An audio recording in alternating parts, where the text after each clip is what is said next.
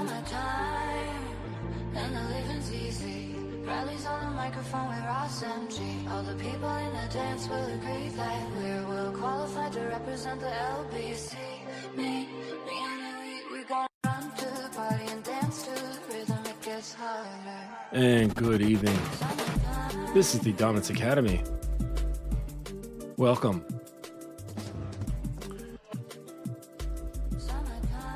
And a Merry Christmas to those of you who celebrate Christmas. I had a fine holiday today. I've got myself a new mic set up. That was one of my gifts.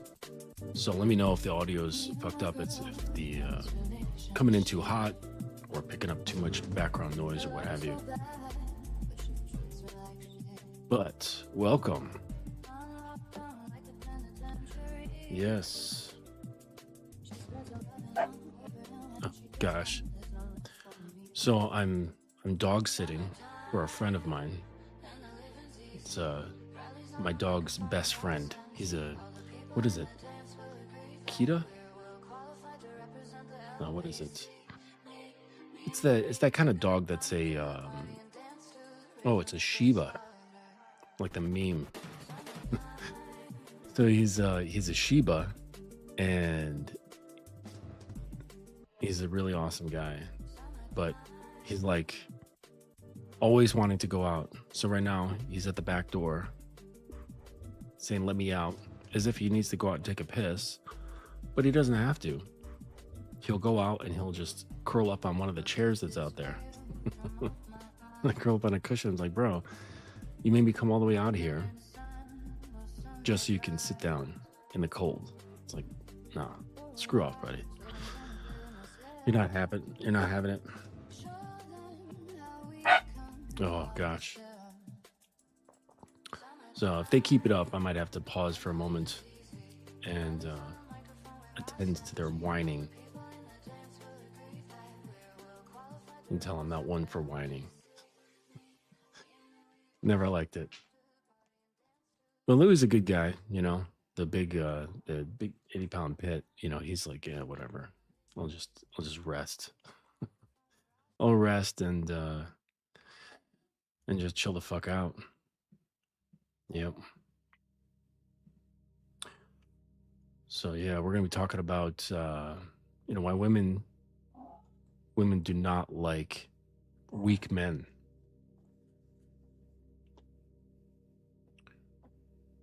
Why they don't like weak men? Why do you think women don't like weak men? All right, I'm gonna see about this guy getting outside. Pardon me for just a moment.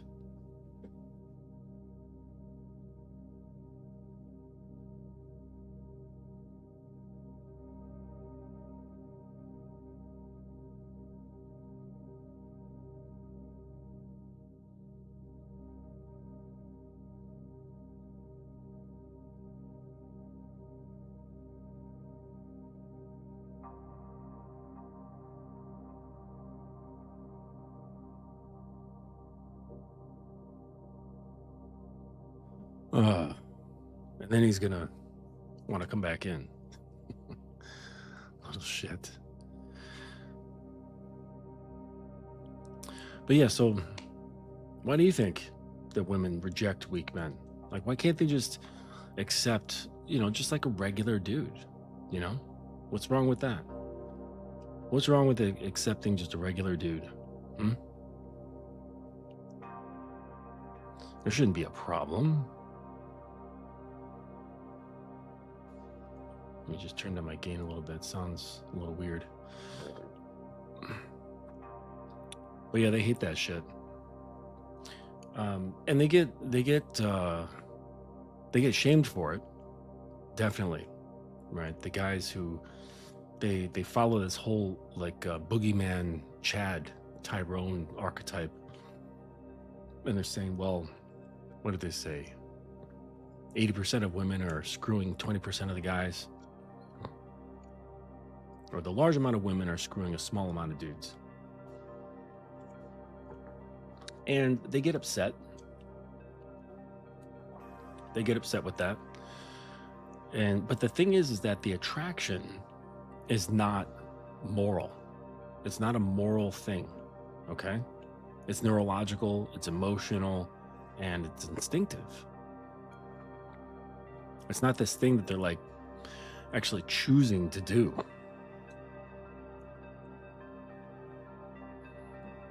Weak men and women are the same, both think and operate with their emotions, and she is simply looking for her opposite, someone to lead her. Yeah. Yep. It's too damn familiar. You know, girls are volatile little things. They're easily shifted and they're easily upset by variables that come through.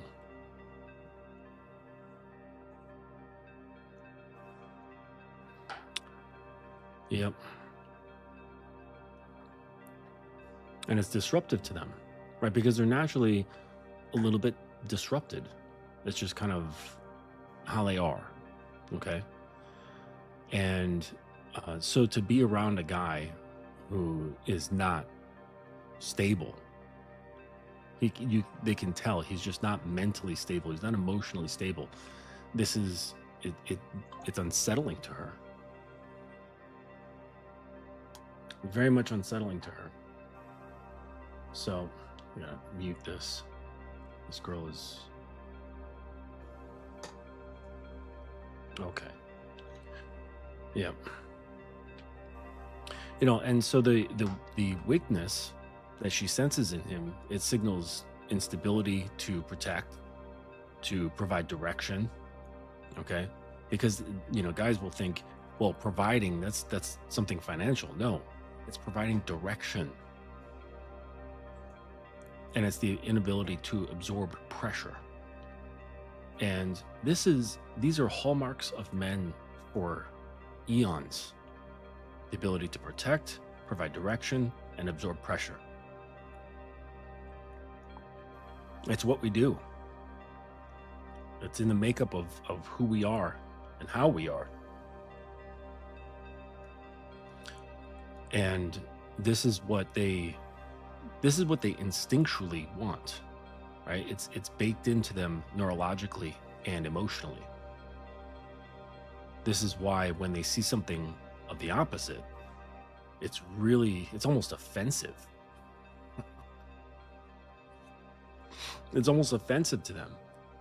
And then the ego kind of jumps into play, because you've got this, to her perceptions is that there's this guy who is weak in her estimation, an emotional estimation. Okay, it's not really like analyzing him rationally, and he's coming at her saying, hey, let's get together, you're cute, let's do this, let's do that, let's fuck, whatever. And this is an affront to her ego. It's almost like, oh my gosh, the bum wants me. And it's not flattering.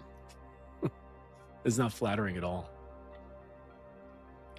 And so this is it's like throwing a stone at her ego. I don't know if they're inside yet. But yeah, it's like throwing a stone at her ego, and it's very disruptive, because she's like, fuck, like, how I thought I was prettier than that, where this guy, this worm, thinks that he can step to me. And this is not, again, like I said, this is not a rational thing. It's not something that's going on in her head, like, how dare he like step to me. There's nothing like that at all.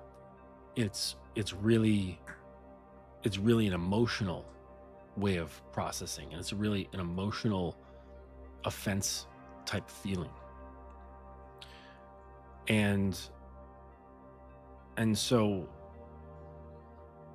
this even comes across like with guys who are just nice, because we've all heard the tropes that women don't like nice men, they like jerks.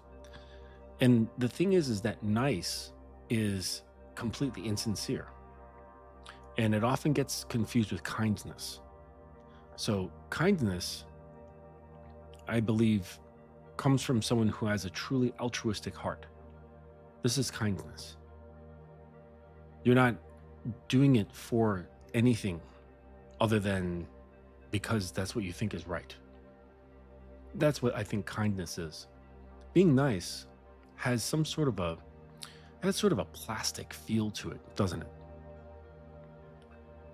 It doesn't quite have the depth of kindness. Kindness has mindfulness associated with it. There's mindfulness alongside, and niceness does not have that. It's not mindful. It's very focused, and it's only thinking about the person who's delivering said niceness. And they know, they can taste it. They can taste the guy who's seeking approval rather than offering leadership. And the reason why she can smell or taste this approval seeking behavior is because, again, it reminds her of herself. Because when a woman comes across a guy who she views as above her in some kind of way, where she just looks up to him for some reason, be it his character, his mindset, his presence, the way she feels when she's around him, it shifts that thing. It makes her want to seek his approval. It makes her want to be good enough for him. And so when she sees someone behaving in that way, it doesn't look good. Like, it doesn't look good on a man.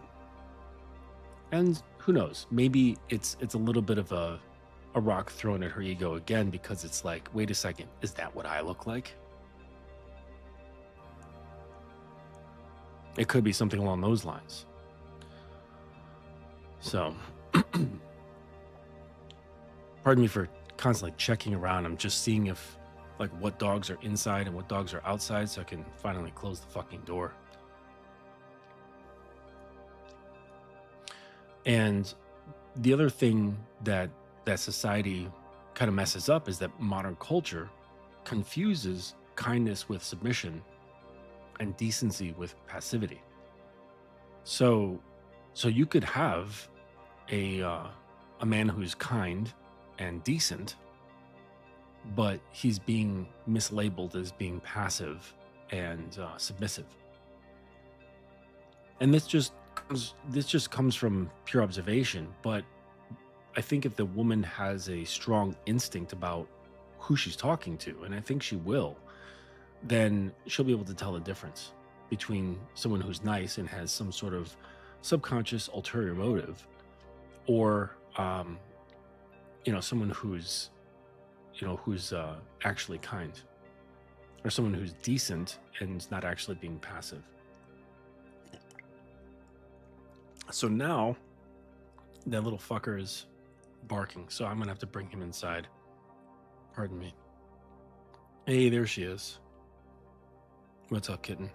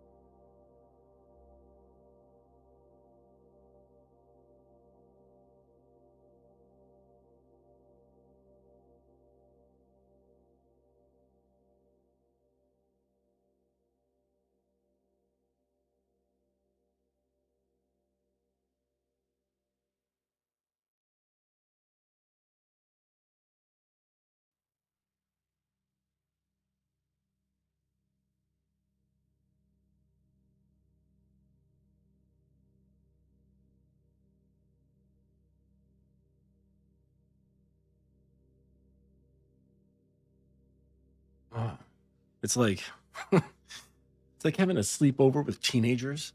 They just want to keep fucking around it, and I want to say, all right, enough is enough. Time for quieting, silencing, settle down.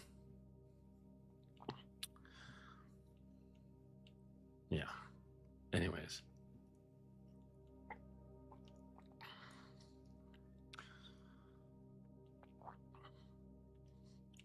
So, obviously when a woman sees this approval seeking, and what is that?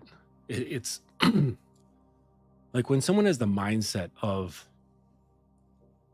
not being sure of themselves and checking to see if they are okay in the eyes of another. It's fairly simple. It's very easy to pick up on. And it's, it just makes women's pussies dry up.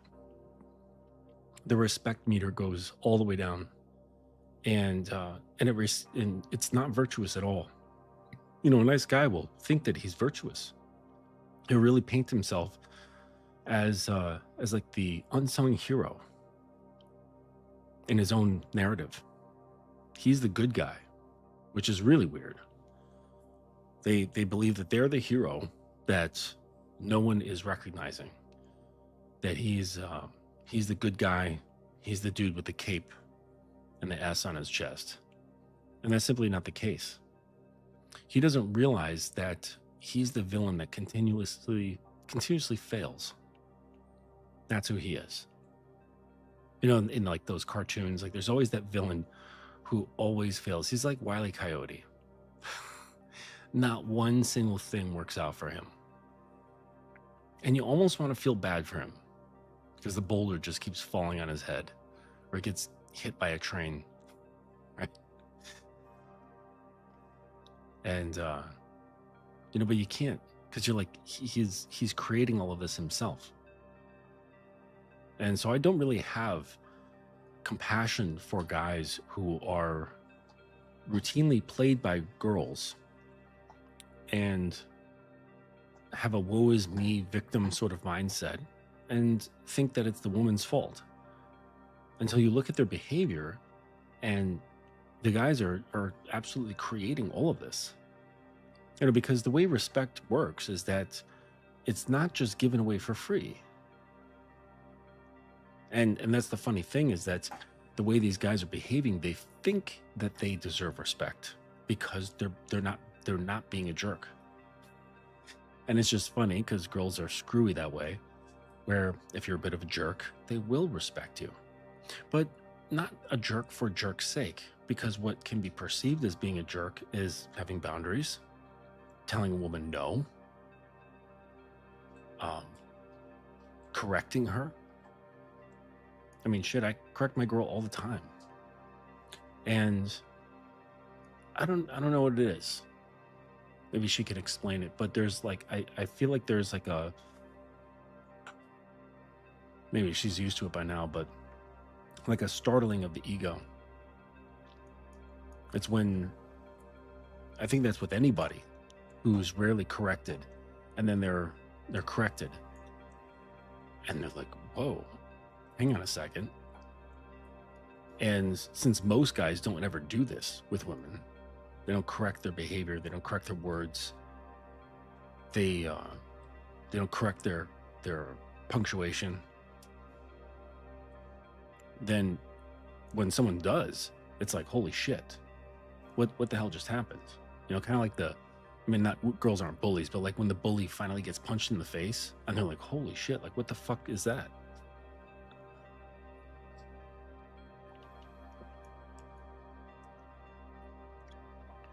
But this is what they need. And that's not to say that women are out here sloppy, that they're messy people, that they're just out of control or whatever. But in those moments when it's necessary, I think it's very important for a woman to be corrected. And not necessarily for the sake of the boundary.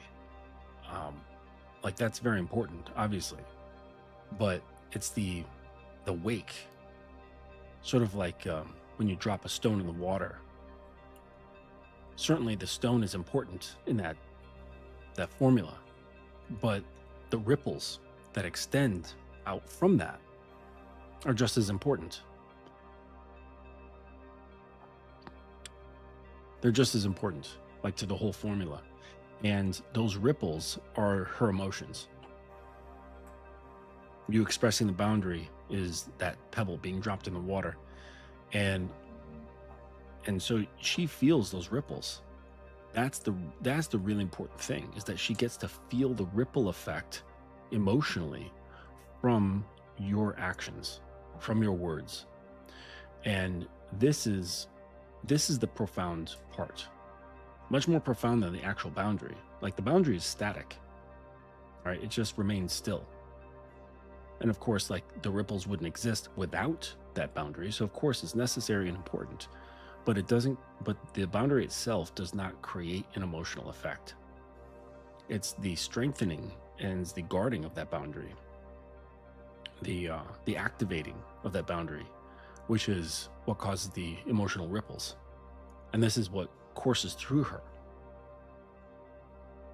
And this is what creates a lasting effect. And she's like, whoa, look at that. Like her part of her mind's like, wow, look at that feeling. That I haven't experienced before. And he's not like laying into her, right? It's not like hitting her with a left hook. Okay. It's done with control. And that also creates a rippling effect. Because it's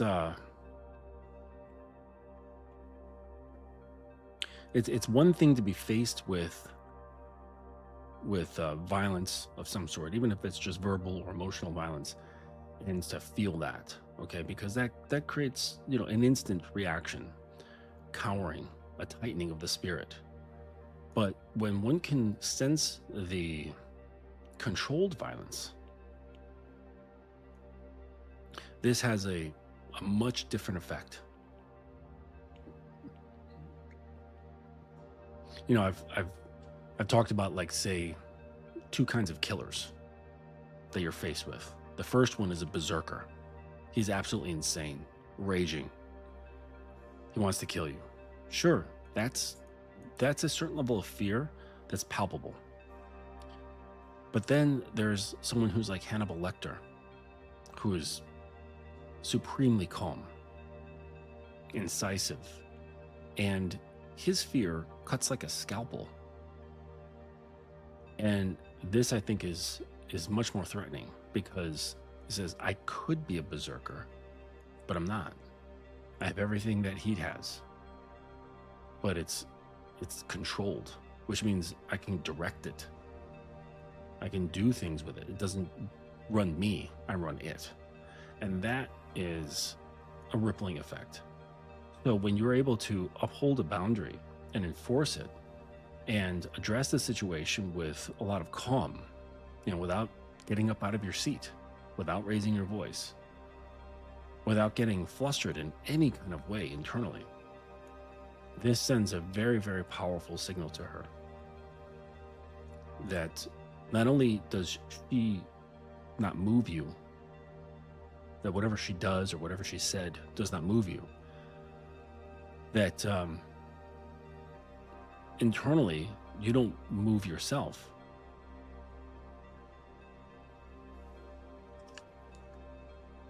Because I think that we can all sense when someone's like resisting versus someone who's actually calm. Holding back is different than being restrained. Big difference. And this definitely produces a strong emotional effect in her. This is the type of strength that a weak man will not have. He'll be afraid. He'll be more afraid of himself. He'll have fears of himself as well as her, if he even attempts to put up a boundary. But I know from working with guys, they have a fear response just thinking about it. Just thinking about checking his woman or saying a certain thing or doing a certain thing, he'll have a fear response before anything even happens. Like he tells me about something that his wife did, something his wife said, And I said, well, how'd you handle that? He said, well, I didn't. I just kind of ignored it and went to the other room. And then I explained what he should have said and how he should have handled it. And then I call him out. I said, that feels really uncomfortable, doesn't it? And they're like, absolutely. Because they're so afraid of unpleasant outcomes. So that's another thing that's unspoken to a woman when you are fine with your boundaries, is that you have no fear of the outcomes. You don't fear losing her. You don't fear upsetting her. You don't fear her anger or her sadness. And then what that says on a sort of an ancillary level is that she is not a burden. She can react however she wants, and she will not be a burden to you. And this is really, really important. Super important that you are not affected. Because this is the sort of thing, when it happens repeatedly, which is what gives a woman confidence in you.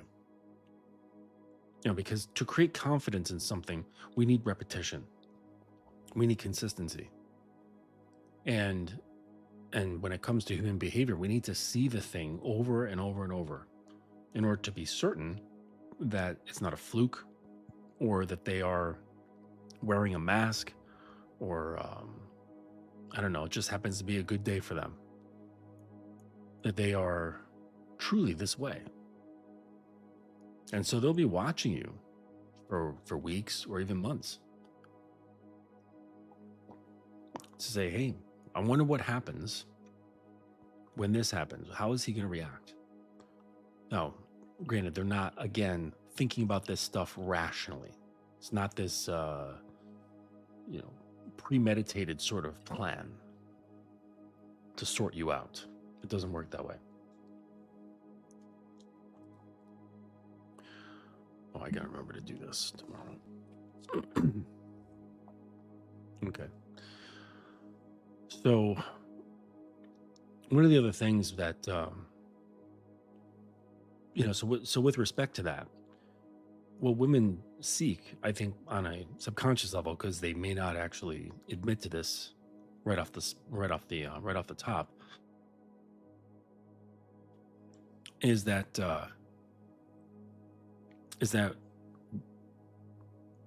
they don't want to be managed emotionally, but they want their emotions to be contained. And by you not having any sort of fluctuation or response, like emotional response, you don't get triggered in any kind of way. This is what says to them, he is able to contain me. He is a container. Because a container is not bothered by whatever's in it. I mean, unless it's a weak container. If you get one of those paper cups from the deli with coffee in it, if you keep it in that cup long enough, it'll start leaking through the seams. The seams will get weak, and then it'll just start leaking onto your countertop. But a ceramic mug or stainless steel mug, it's not going to do that. The liquid could stay in that cup indefinitely and do nothing. Absolutely nothing to it. Absolutely nothing. In fact, that liquid could stay in the cup so long that the liquid just evaporates before it even affects the vessel. And this is kind of what happens when you are able to be this emotional container, is that she will dissipate.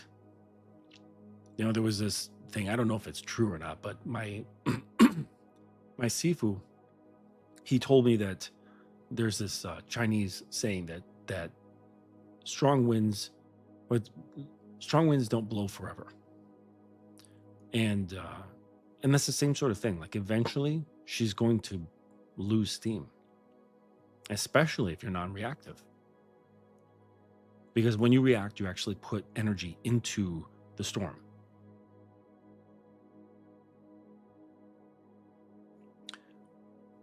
And that's when you have a back and forth. Now she says something, you get triggered, you say something back, and then she gets triggered, and then you go back and forth until people are so angry that they're not talking anymore and they're just stewing, doing passive aggressive stuff, slamming this door, closing this book with force, storming out of the room, right? And it's because he's not the container.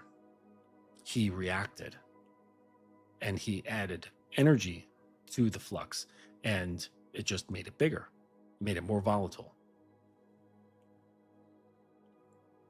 When in essence, if say she's too upset to communicate with, you can just acknowledge it. Say, hey, listen, I can see that you're really upset right now. We're going to put a pin in this conversation. We're going to come back to it when you're ready to have a conversation. And then that's it. And then you drop it and go back to reading your book, or go out and, go to the gym, or get on your motorcycle, or go to another room, or turn on the TV, or just do anything that your heart desires. Again, that's a boundary. That's saying, I have rational conversations. I don't have arguments with anybody. And so when you're willing to completely disengage the conversation, it prevents them from really bringing in a whole bunch of shit. Again, if she flares up again, you say, well, maybe I wasn't clear. I'm not having this conversation until you are calm. I'm happy to hear everything you want to say when you are calm. And you just keep repeating it. It's like a broken record until it sinks in. Maybe if after she doesn't listen to that one, say she's really upset, wants to keep going in, you just leave. Excuse yourself. Go grab your helmet and do a wheelie down the street.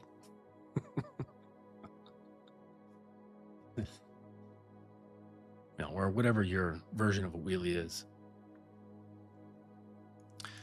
So another thing that weak men do is that they outsource authority to consensus, permission, or validation.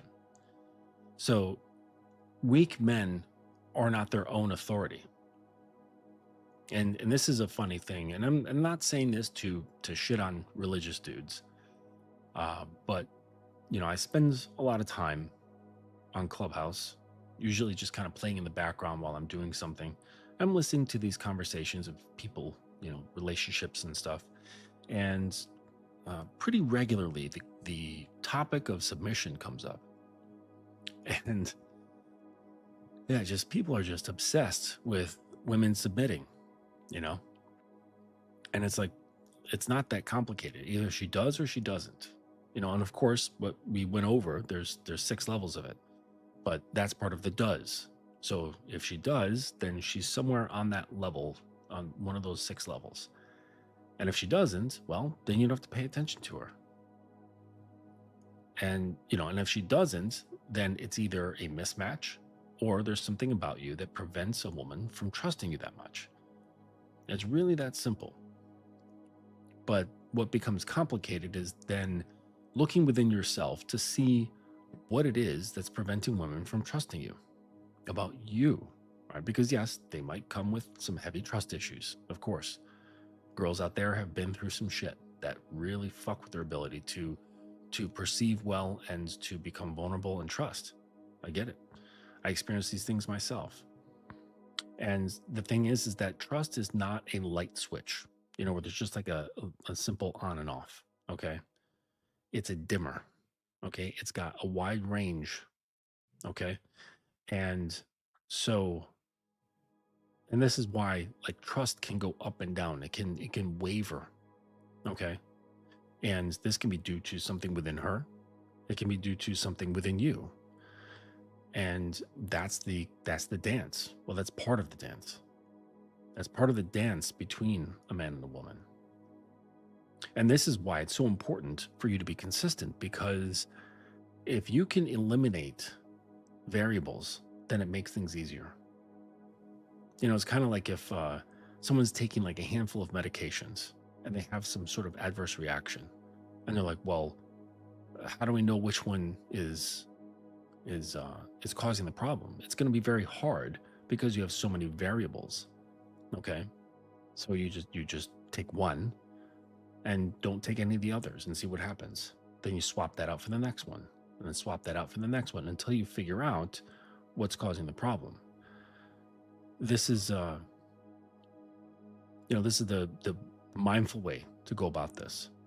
Okay, and so this is why it's important for you to be consistent, because this reduces a variable.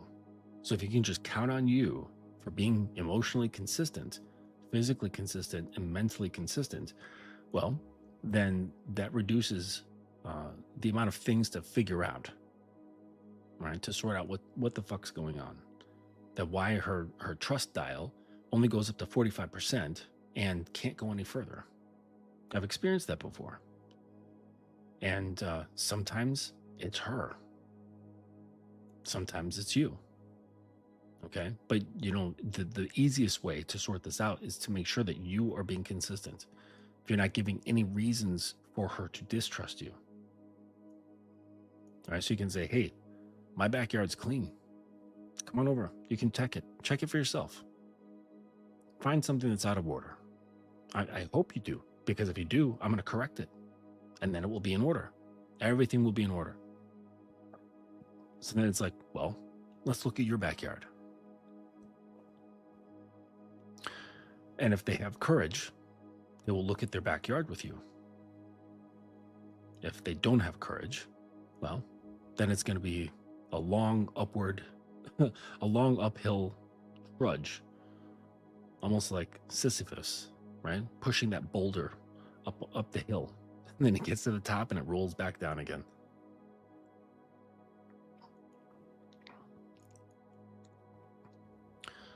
So like I said, like weak men, they outsource authority, consensus, things like that. And so these guys on Clubhouse, they're talking about submission, and they will say, well, in the Bible, it says that a wife is to submit to her husband or something along those lines.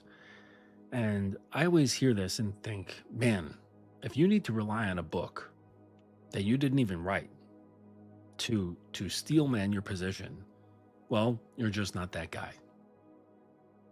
Like if you have to sit your woman down and go, well, look here, because it says in this book that you're supposed to do this. And she's like, what do you think? She's going to go, oh, damn, you're right. And because the book says it and it rationally makes sense, then I'm going to emotionally shift into vulnerability. And I don't think that's the way vulnerability works. Would you agree? Yes, doing donuts with your bicycle. There you go. But so this is why it's foolish to try to like convince a woman of something. You know how you convince a woman of something? By grabbing hold of her emotions. I mean, marketing and advertising are masters at that. They convince women to buy shit that they don't need constantly by harnessing their emotions. So if you ever really want to convince a woman of something, is you harness their emotions. Make them see something by feeling it. And this is because of that integrated nature of women. They're somatic. Their emotions run through their bodies. Their body runs through their emotions. It's like everything's connected. So that's why the marketers, they can create action just by triggering certain emotions paired with visuals and certain audio messages. Very powerful, but you can do the same thing. You can do the absolute same thing. You can help her see something, help her understand something, have her feel joy, hope, sadness, shame, anger, guilt, fear, arousal, all of these things. If this is something that you wish to wield, but you got to trust yourself. Trust yourself that you can do this.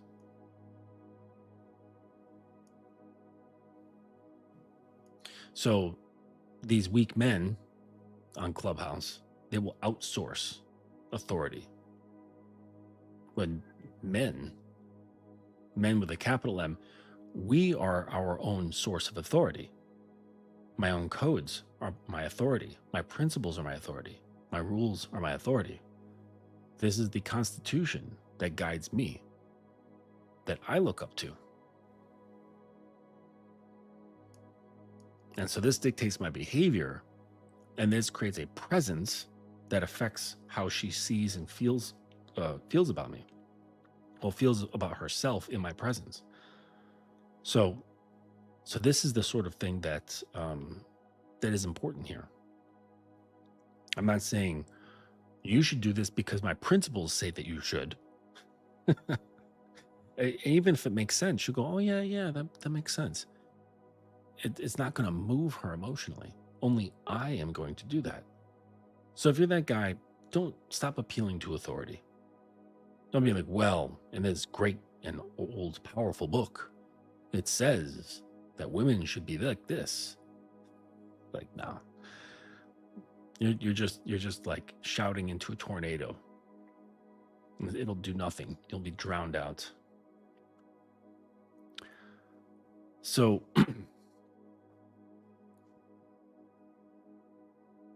so another thing that women despise about weak men is their intolerance to friction. And this is why they appeal to authority. This is why they're nice. And it's because leadership requires friction tolerance. You have to be okay with the notion that if you give a command, that they may not like it.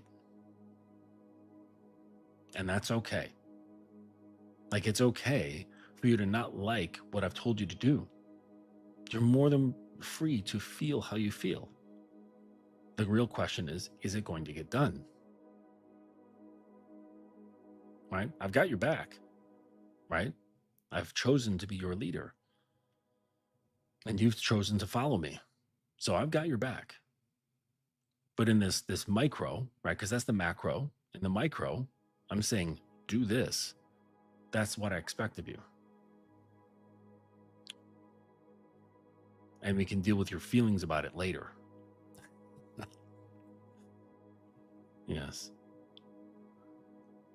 Yeah, there's always been weak men. Always. That's just the nature of the universe. Right? That's the Tao. It's everything. Everything has, the positive and negative poles. All right. There's always been weak men. And the reason why that there are so many weak men is that it's like for every 1,000 weak men, you can have one man with a capital M. And then the energies are balanced. It takes 1,000 of them to equal one. And so that's why there's so many more weak men. Okay? Because if it was like on a 1-to-1 ratio, the strength of the presence of a singular man would topple over the presence of a singular weak man or weak male. All right. So that's why in order to create balance, you need to create like a ton of these things. So it's like a scale. On one, you have like a single rock. And then on the other part of the scale, you have like a mountain of pebbles. And they're the same weight. And so that's kind of how it needs to be. They need to be higher in number in order to create balance. The difference is that we're able to see them now and hear them because they can start up YouTube channels. They can get on panels. They can argue. They can create points. They can write books. They can create merchandise. They can do whatever they want, right? And they can say like, black pill for life. Black pill is life. Oh my gosh. If I was more of an asshole and a jokester, I would make merchandise like that. Like black pill is life. Or 4, have like the number 4, black pill for life. Oh my gosh. and just have like all satirical shit. But I'm not that way. I don't like poking that much because you have to care to poke, and I don't care enough to even poke. I'm just barely caring enough to talk about the shit that I just could care less about. Like, I could care less about weak men, and I could care less about what women think about weak men. Like, why would I care about any of that? You know, but there's higher in number. All right. And some of these guys need to understand why women don't like them. So I make my material. I make the content. You know, but yeah, honestly, I could really give a shit.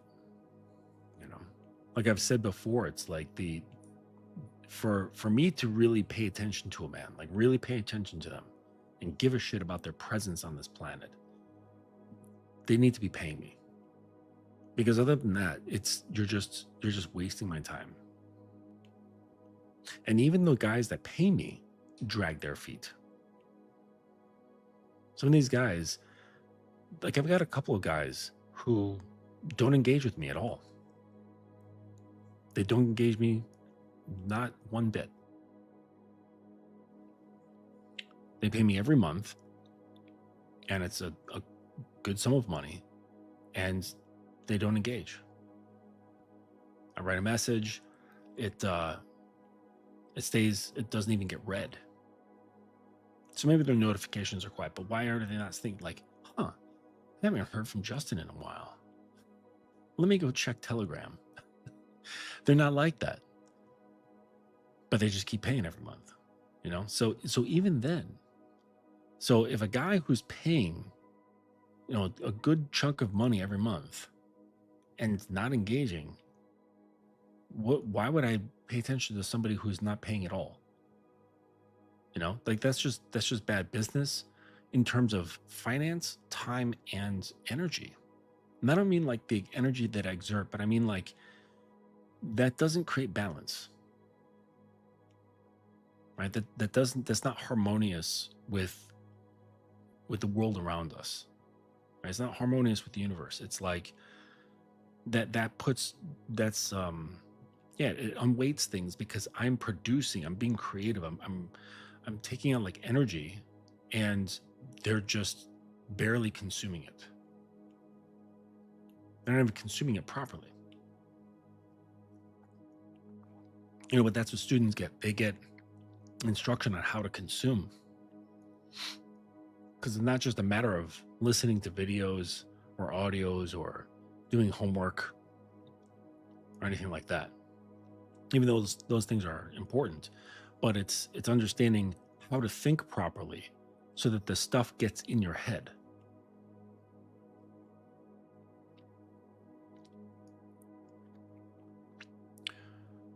So like I was saying about the friction, okay? You know, leadership, men, they are not afraid of friction. It's what creates hardness, right? When you hear like, oh, that guy's hard, it's not because he goes to the gym or he knows how to use a firearm, nothing like that, or he can fight. Like those are great things, of course, but that's not necessarily what makes him hard. Because I've met some pussies who can shoot.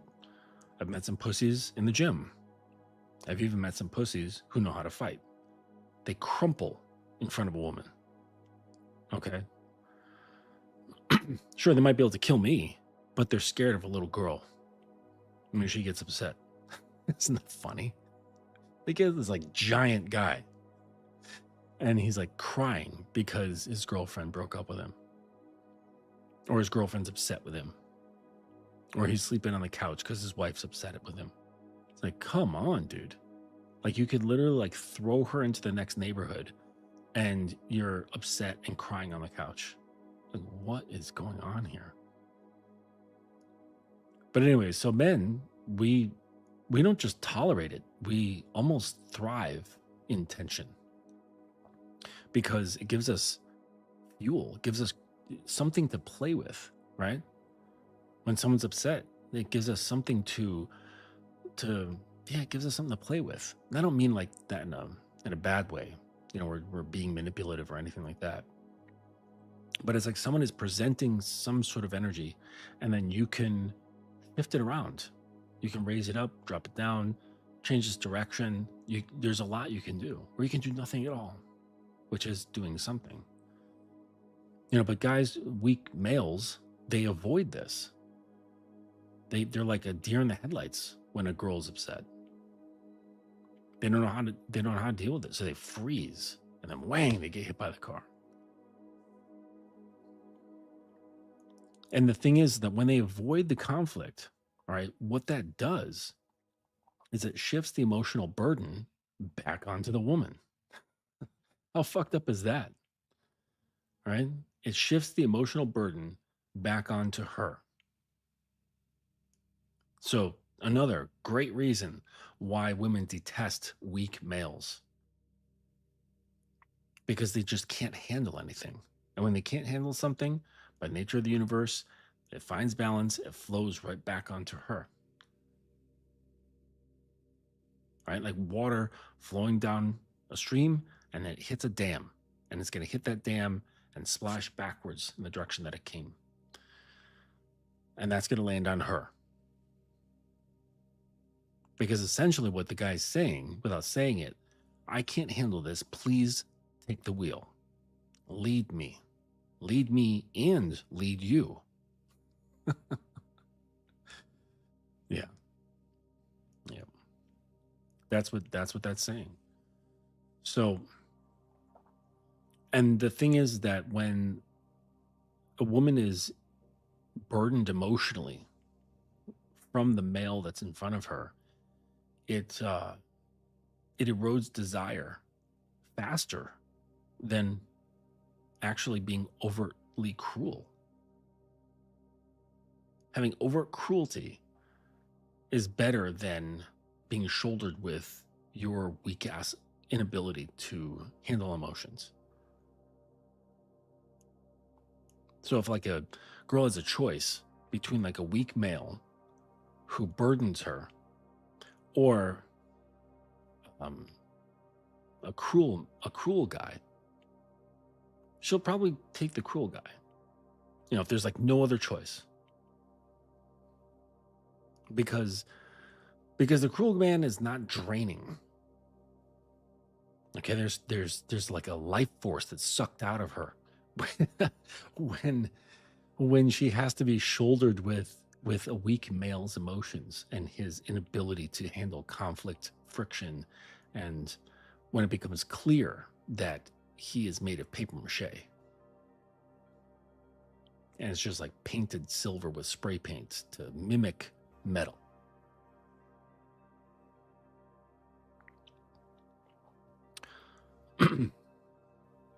So what happens is that when a guy's like this, it raises her antennas, right? It's like the potential for a red flag. And so women will intuitively test men to assess their competence under pressure. They'll see if he freaks out. How is he going to handle me? Or how he's going to handle this experience? And so, well, she's just going to observe. Like, are you going to crumple? You're going to crumple like a piece of paper. And guys will take this personally. They'll be like, "Oh, she's she's testing me, and that's a huge disrespect." No, what would be disrespectful is to accept you at face value. That would be disrespectful. That'd be disrespectful for you because she's not actually seeing you, right? Like face value for anything is not giving a real chance to assess the thing that you've got. So you grab a book and you're like, hey, this book, it's got a nice cover. It must be a masterpiece, right? That's really disrespecting the literary efforts within the pages.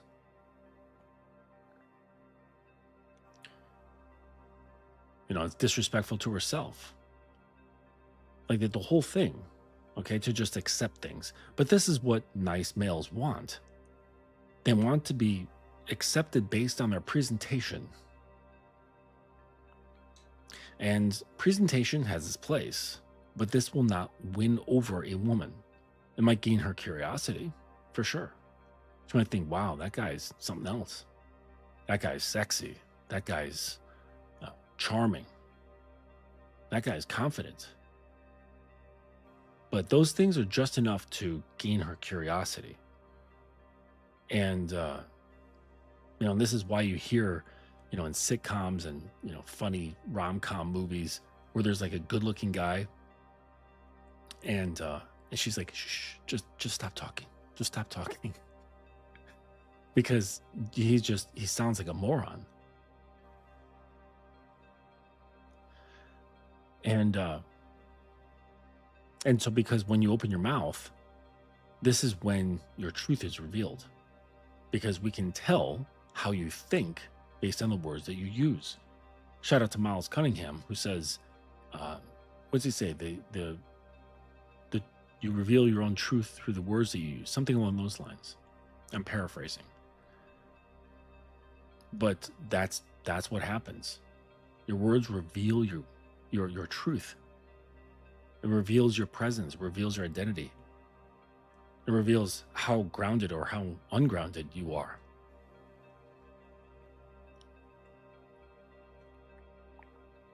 I have no problem being exposed because I don't fear the judgment of others. It's not to say that I'm perfect. Nobody's perfect. I make mistakes just like the next guy. The difference is that I don't fear making mistakes because my self-worth isn't riding on the perceptions of other people, because I'm not trying to win other people over. I'm not trying to gain their favor.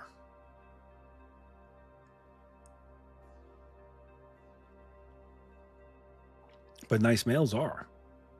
They cannot stand being exposed. They cannot stand being called out. And sometimes these guys, they will explode. They'll react. They'll react sharply to being exposed. I see this all over the place. I see it on YouTube. I see it on TikTok. I see it on, or I hear it on Clubhouse. You can always tell a weak male if after they've been called out or they're exposed and they explode. So that shows that what was protecting them was just a veneer. It was just a thin veneer.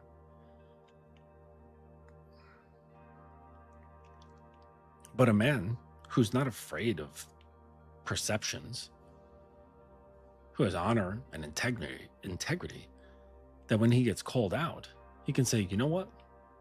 Actually, you're right. I made a mistake. And doing things like that is part of the process that gains trust. Even though you made a mistake, it actually makes you more reliable than someone who defends themselves.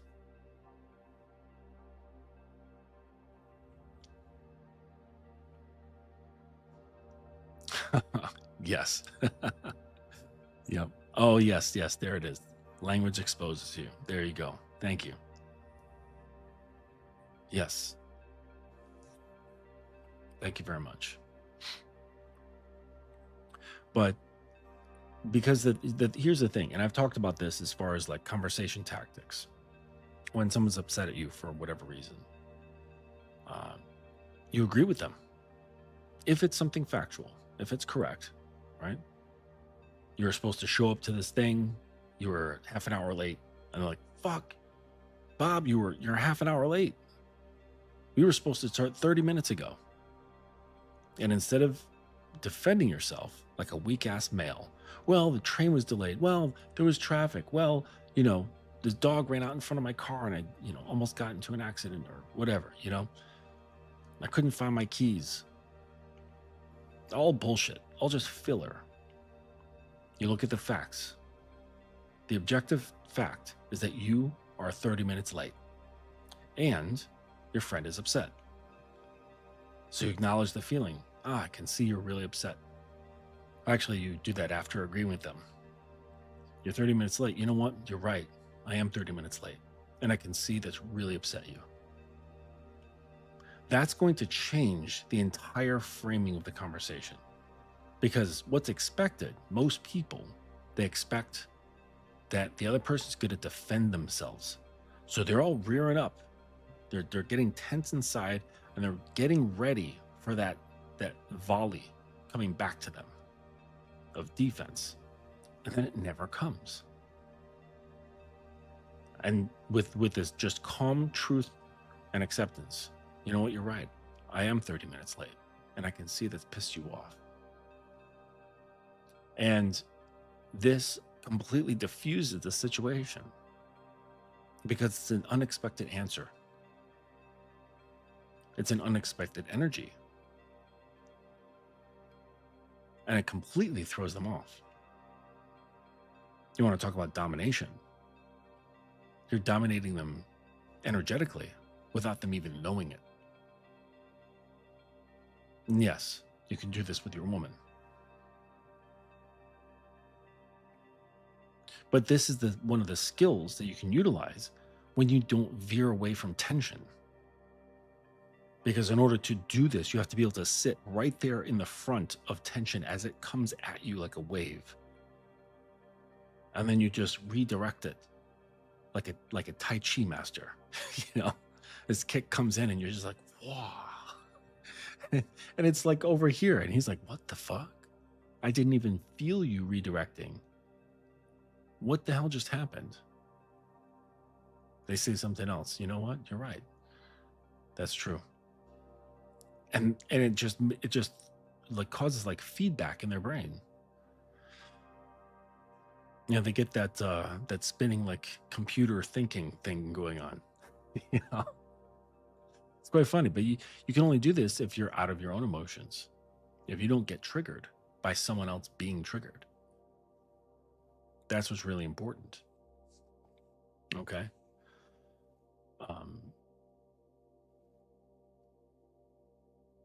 And so in those situations, what often happens with weak males is that when they're faced with that sort of tension, whether someone's upset with them or they're being called out or accused of something, the weak male, they will appease, they'll explain, they'll over accommodate, or you know what's commonly known. One of the things I picked up from the red pill space is that they DEER, DEER, defend, explain, excuse, and rationalize. And this is often what guys will do. So if you catch yourself defending or explaining yourself or excusing your behavior or the other person's behavior or rationalizing your behavior or the situation or whatever, okay, then you are DEERing. And it isn't always when someone's coming at you with something, okay? Like let's say you made a date with a girl and she's taking forever. Like let's say you're at the meetup spot, you're at the bar or the cafe or what have you, and you're looking at your watch and like, damn, she's 25 minutes late. You know? And from there, because the guy's weak, he rationalizes it. Oh, she does live across town. Or, you know, oh yeah, you know, that's girls. They always take a long time getting ready. And you start rationalizing these sort of things. All right. Because the man would be like, 25 minutes late, didn't send me any sort of message, and just giving me a heads up or any communication whatsoever. So going to message or call her, say, Jennifer, you're incredibly late. You did not communicate with me at all regarding your situation. We're calling off this date, or I'm calling off this date, and I'm going home. And then just see how she responds. If she apologizes profusely, oh my gosh, blah, blah, blah, like, you know, you can decide for yourself if you want to give her the opportunity to make it up to you. Okay. Because like from my position, it's like I'm doing her a favor. Like I don't care. She's at this point still an NPC. She's not proven herself valuable to me at all. So, you know, all she is just another cute face. Okay. There's like literally thousands of them. What makes her so special? Because she's meeting up with me? Why? That doesn't make one special. One becomes special when I choose you. That's how a girl becomes special to me, because I choose her. It's kind of like I'm at a flea market and I'm looking at coffee mugs. At that point, they all have the same value, which is 0. I'm looking for a new mug, and I find one. I'm like, I like that one. I like its shape. I like its color. I like the design on it, whatever. I actually have like a collection of like random, interesting coffee mugs. None of my coffee mugs match. None. And because I just like collecting the unique mugs. And so the moment that that mug catches my eye, I can say, this has value to me. And of course, like, it doesn't go far beyond that. It's purely based on aesthetics. All right. I'm not saying that my assessment of women is based on aesthetics. Right? That's different, because we have humans and human behavior. Like, basically with the mug, I have to like what it looks like, and can it hold liquid? That's the criteria is pretty darn short. But the point is that it remains at a 0 position until I decide it has value. Now it shifts into a different reality. Moments ago, it was in one reality where it meant nothing. Now it shifts into something that means something. And that shift is dependent on my choosing. And so it's the same thing with the girl. It's a choice that I make to create that shift, to bring her out of the realm of NPC,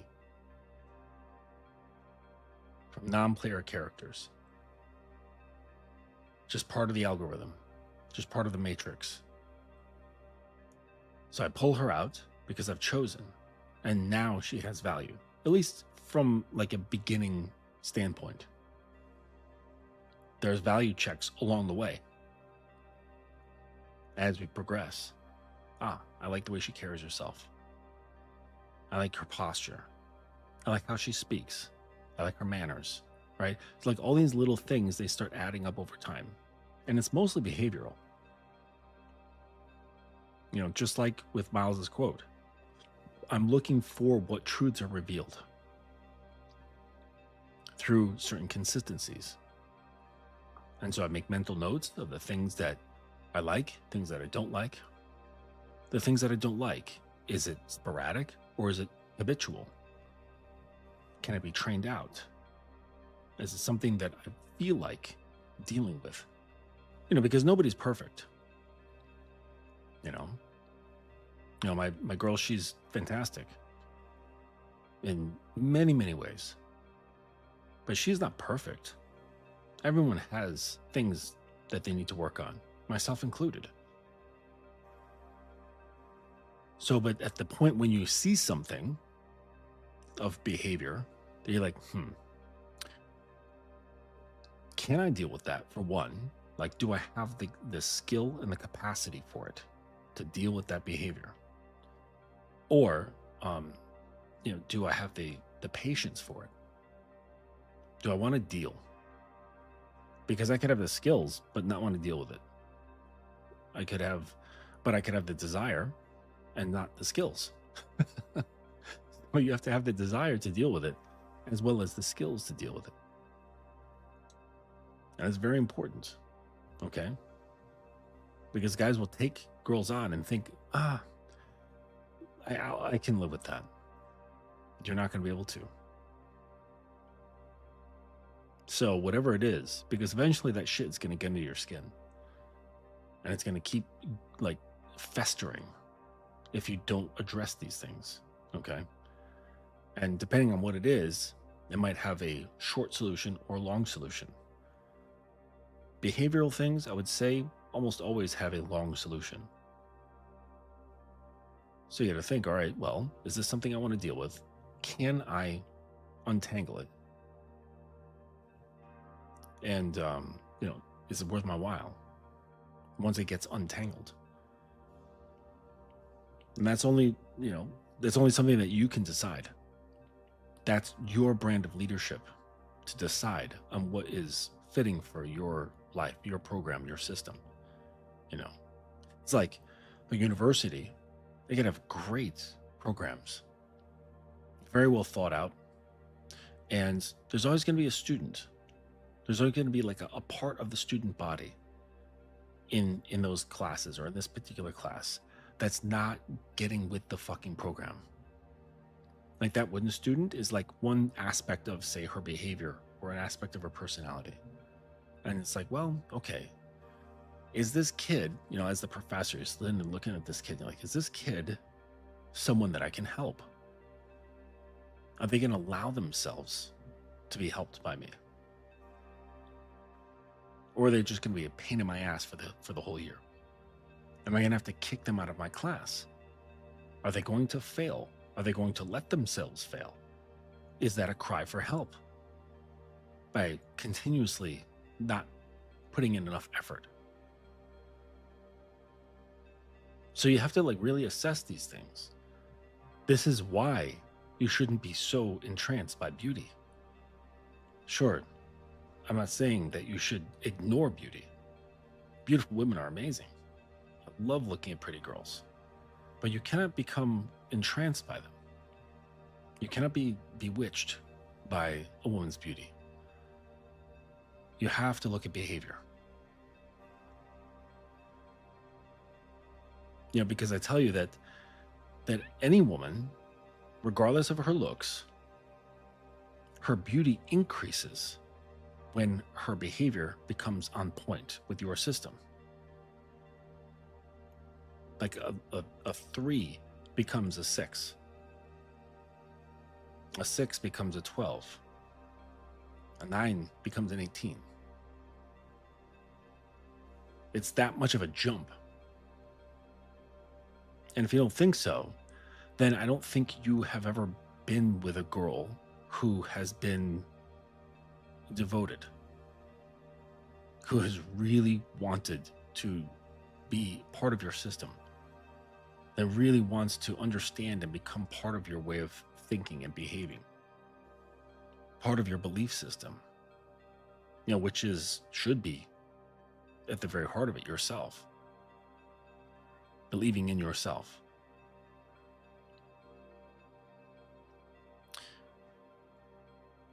Because if you have, then you would understand. You'd understand what I'm talking about here. And you would see how valuable it is, how utterly valuable it is to have a woman who is behaving that is in so very much in sync with your system. Again, it's never going to be perfect. I can't say never, but it's not going to be perfect. Because we have humans that we're dealing with here, not robots. Okay. And as much as some guys would love to have a robot girlfriend, I don't think they would. Because as they tried in the first iteration of the Matrix, humans do not like 100% peace. We thrive off of a bit of calamity, don't we? So they ended up scrapping it and making this reality, where there is strife, hardship, challenge, struggle. Because when things are just too perfect, it almost makes us feel like it's not worth it.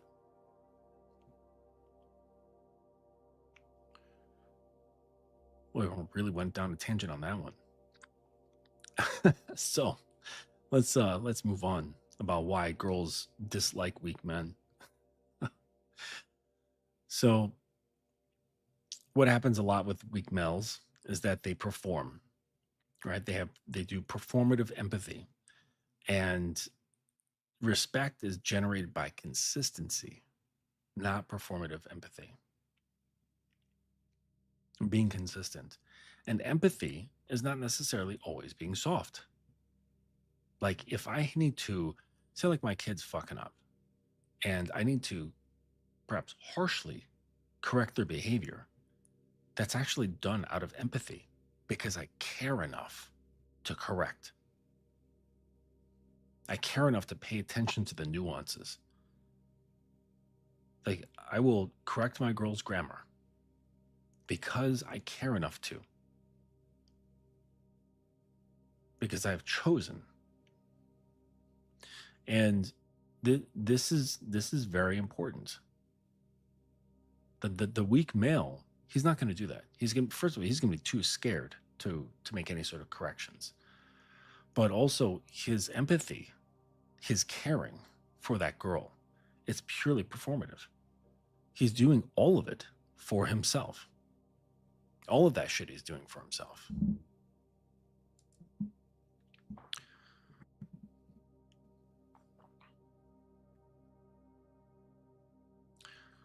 So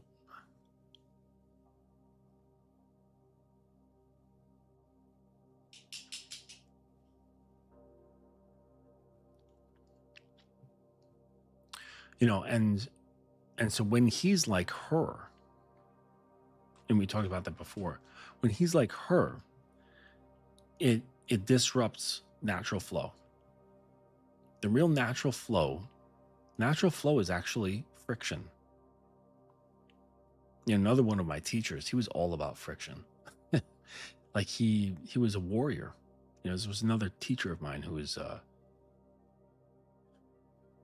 I'm not going to drop his name because he's a bit controversial, but it's the type of guy who's like preparing for World War III. And like his school is like a bunker, basically. And he loves fighting. He loves conflict. He likes friction. And now that I think back on it, I think he was a dom also.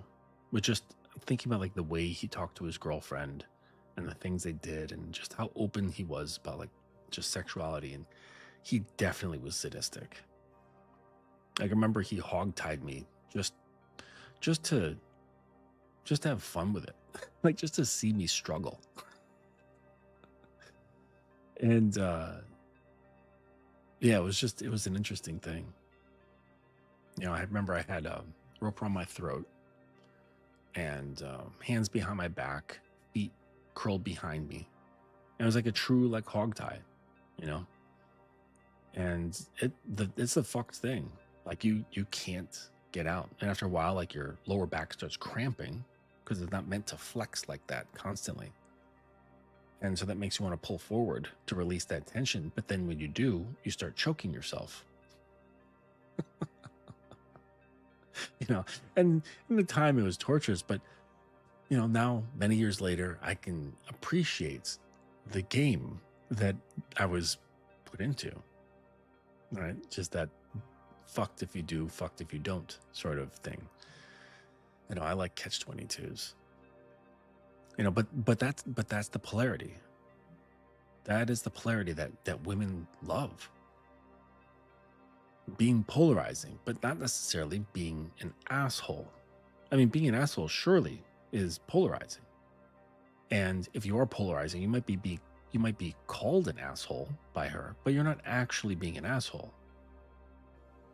Because like assholes, they're flagrantly rude and disrespectful.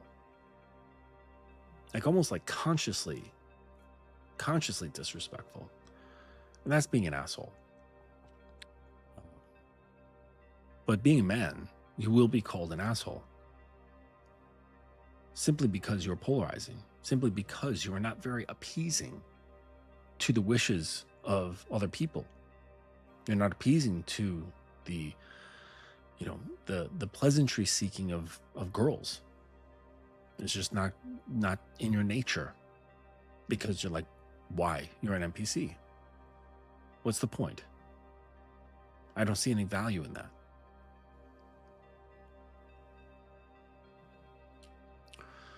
So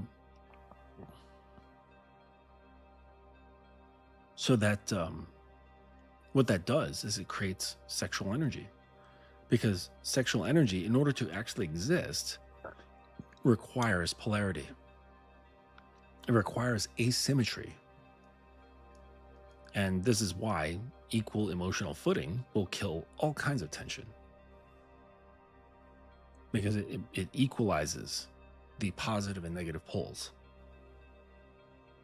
So it kills everything. This is why toxic relationships often have the best sex, right? Because there's so much polarizing energy. But the thing is with that is that it's not controlled.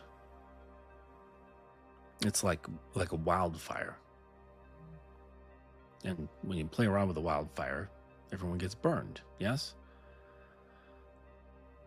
But it is possible to be very polarizing and not destructive about it. And this is what really keeps sparks alive. You know, it's not going on date nights, because that's just simulations, right? The date night should not be coming about as a schedule or an obligation. It should be an extension of your spark, an extension of your polarity. That is the very basis of a good relationship, is being able to maintain polarizing energy. You know, and sometimes that's teasing her. You know, it's fully remaining in your masculine presence and her in her feminine presence. And just by the nature of that alone is polarizing. But it's like when she comes up out of that and you come up out of yours and start kind of dipping your toes in each other's atmosphere, it kills things. And the way a lot of guys are programmed is that they're programmed to dabble. Sometimes they're programmed to just wade right into her pool of femininity, washing away his masculine presence until he's just not any one particular color. He's not the color of masculinity. He's not the color of femininity. He's just kind of this weird wash, you know? And the thing is that, you know, if you take like a set of watercolors, right, those kid watercolors where it's like, I don't know, maybe like 8 different colors, and you put some water on your paper and dip into each one and put it on that blob of water on the page and swirl it all around, it'll turn into this brownish gray color. It's not distinct. All right. The more distinct you are in your presence, and the more distinct she is in her presence, the more polarizing your interaction will be. Now, include sexual attraction, include genuine curiosity within one another, include respect, include playfulness, include what's the word, like shared interests, compatibilities. Now it becomes very powerful, but it's all based on that root of polarity. Because you could have these other things, but if it's not polarizing, right? Because you could have people who are attracted to one another, okay, sexually, and they could have sex, but they're not deeply attracted to one another. They're not drawn to each other, like gravitationally. Okay, because if there's no polarity, they're not going to be drawn. There's tons of people who have sex with each other who are not drawn to one another through polarizing means, through gravitational fields. They're not. They're having sex out of choice. They're having sex out of need. They're having sex out of horniness, hormonal fluctuations, that sort of stuff. Superficial, like, oh, he's a good-looking guy, or she would look good as a notch on my belt. Something I can tell my friends. I'll take a picture of her in bed with me, while she's passed out. But there's no connection there. She's not drawn to you. You're not drawn to her. None of that shit. Okay. You could have shared interests. You could have all kinds of compatibilities. But if there's no polarizing energy at its root, it really won't do much. And there's plenty of people who actually start relationships based on these things. And this is where you have these superficial relationships where they're together for the optics. but they're not actually together. She's not really with him. She's just there. They're cooperating with one another. And this is, what happens when, people are together for a while and they look over, look at the dude or look at the woman and go, fuck, do I even really know that person? Like, who is that? Like, who is that stranger sitting on my couch, eating my snacks, watching my TV? Like, what the fuck? Who is that? Because when you come out of these things, right? And this is the realization that you have when there is no polarity. Polarity allows you to know someone very easily because who they are is very distinct. It becomes distinct when someone is in their polarizing position. It's not hard to figure out.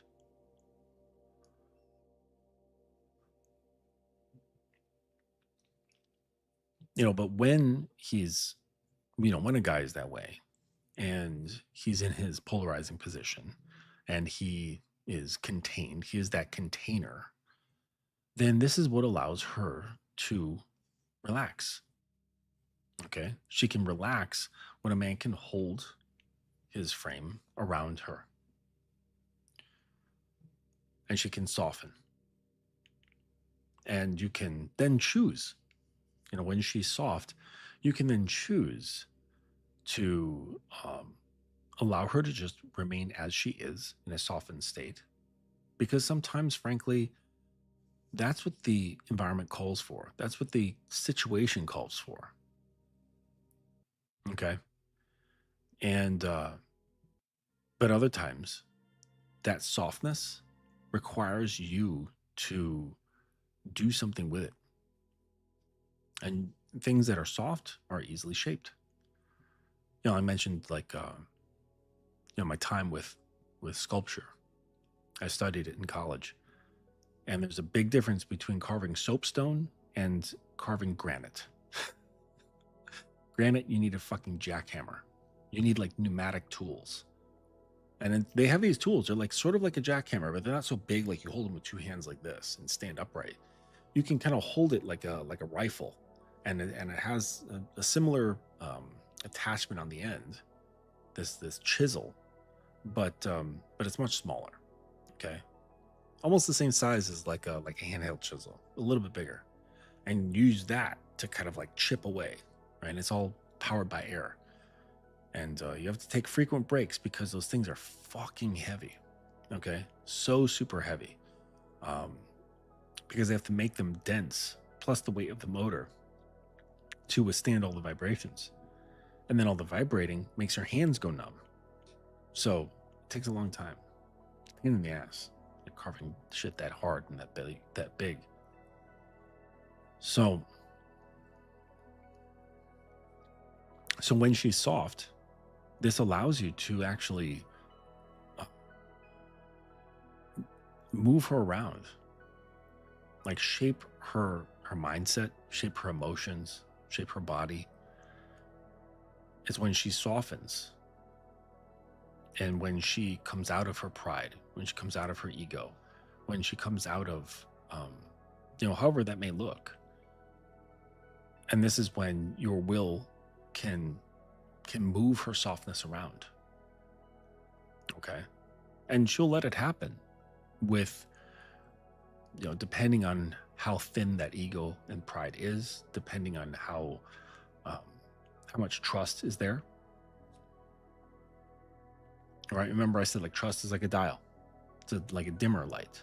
Okay. It's got a wide range.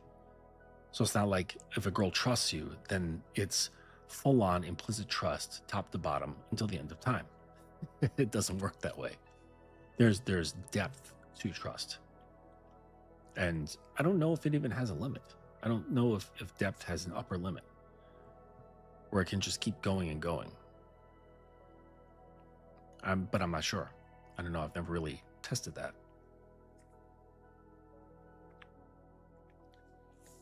Maybe I will. So the funny thing is about with these nice guys And like the last show that we talked about with like narratives and such, we talked about how certain narratives in society help program and neurocondition women to behave a certain way, and their oxytocin basically follows what's presented as in the culture. And men have had a similar thing. They've been shown a cultural narrative that is supposedly rewards niceness and rewards weak men. And the funny part is that it flies in the face of biology, because the biology says competence is rewarded, right? Being steadfast is rewarded. Being grounded is rewarded. Sometimes being violent is rewarded. Essentially, not avoiding conflict is rewarded.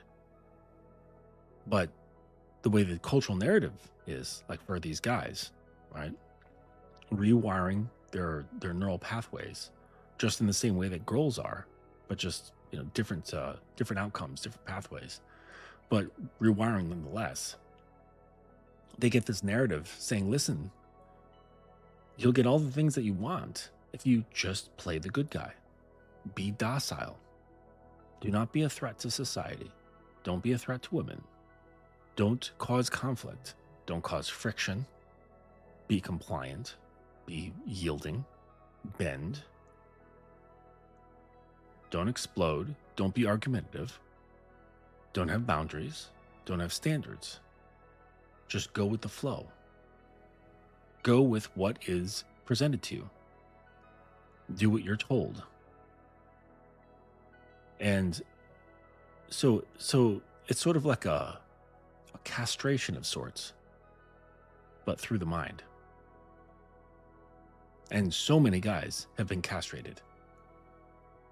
They've been blunted by these narratives. And yeah, there's a process to coming out. There really is.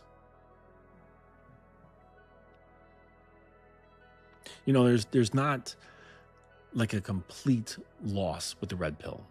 The entire thing is not worth throwing out. I do think that it's become a cult, but there are some things in it, especially early on, that are worthwhile.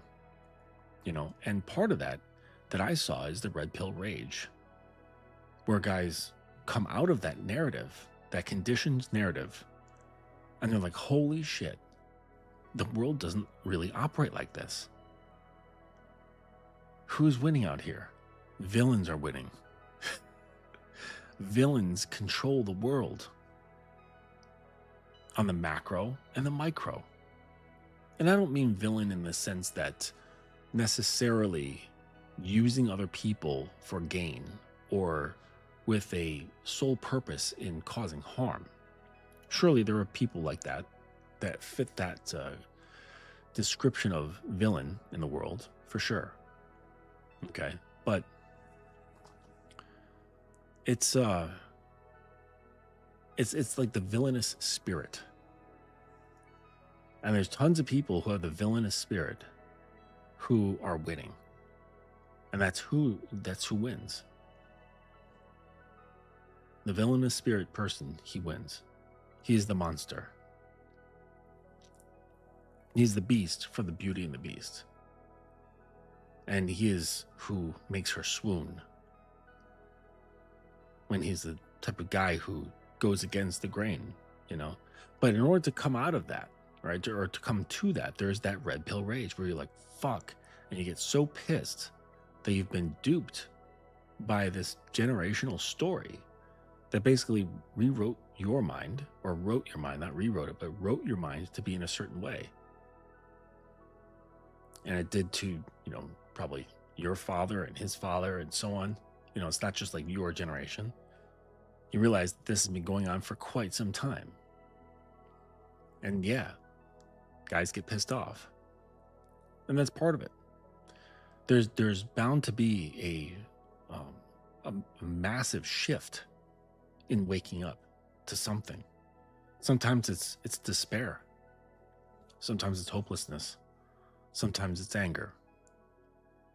Because it's very similar to when you come out of the realizations that you have about yourself. Because you can, like, the stuff that I do with my students, they basically have their own kind of like blue pilling themselves, where they had certain beliefs about themselves, certain qualities and perceptions of themselves, that everything's kind of good, and then they develop a certain level of self-awareness that is greater than what they've really been accustomed to in the past. And they see things as they are about themselves for the first time in a while, if not ever. And it really hits like a ton of bricks.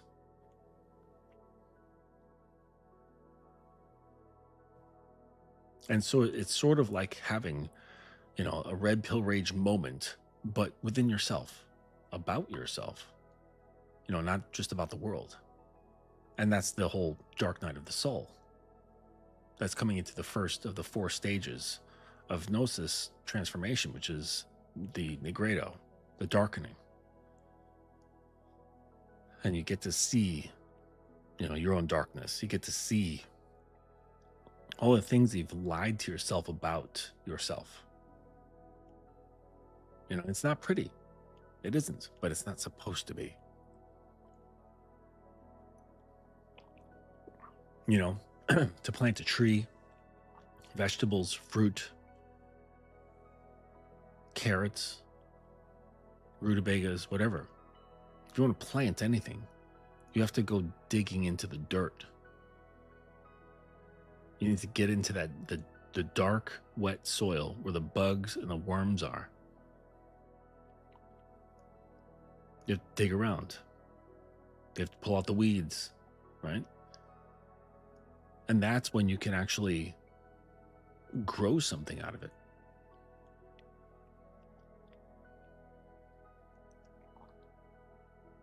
You can't just take the seed and toss it on top of the dirt and hope something will happen. I think grass is the only thing you can do that with. Like grass seed. But anything else that requires planting, you have to dig into the dirt. Get deep into the soil. And so that's really how you have to do it with yourself. If you want to come out from being seen as a weak male. And this is, all my guys do this. All of my guys do this. They, at one point or another, they get to a point where they must face themselves. And this is ultimately what starts the whole thing, starts the whole ball rolling. Is when you stop lying to yourself about yourself. Because, as I say, the path of manhood is laid in bricks of honesty.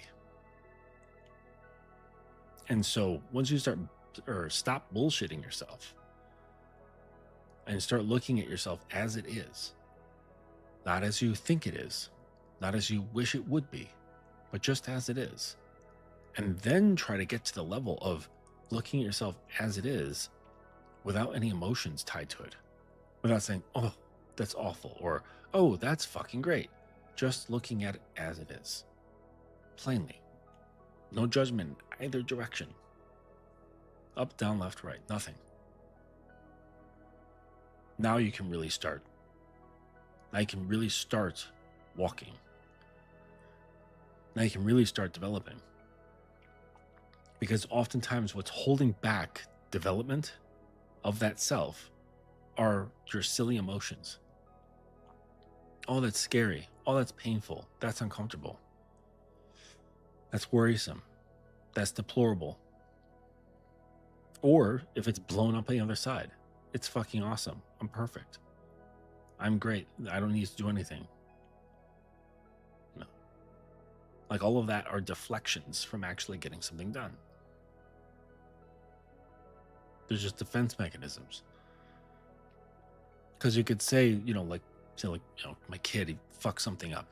And I go, hey, you fucked up that thing. if he spends time sitting there feeling sorry for himself, which, I mean, he's entitled to feel bad about his actions. You know, let's say he made a terrible mistake or whatever. He's entitled to feel bad about it. But to sit there and ruminate and wallow, all that is just stalling. Stalling from doing what's necessary, what must be done. This is the path. This is how you go about things. This is how you make progress. And so ultimately, when you do this in yourself, and this is how I teach my guys, I say, listen, I'm coaching you so that you can grow, but you're also learning how to coach. Because if you get a woman in your life, there will be times when you need to teach her things. That you need to teach her about herself, about how she's thinking, about her habits, about how she's feeling about herself, how she perceives herself. All of these things are very important, because if she's part of your system, if she's on your program, how she is, how she behaves, her habits, how she sees herself, how she feels about herself will ultimately play back into how things move in your system.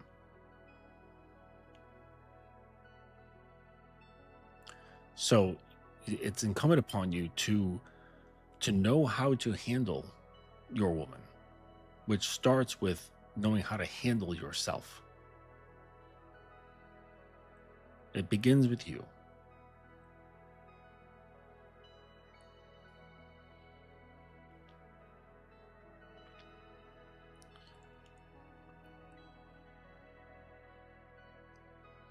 And so what you do in these situations, you are demonstrating your authority.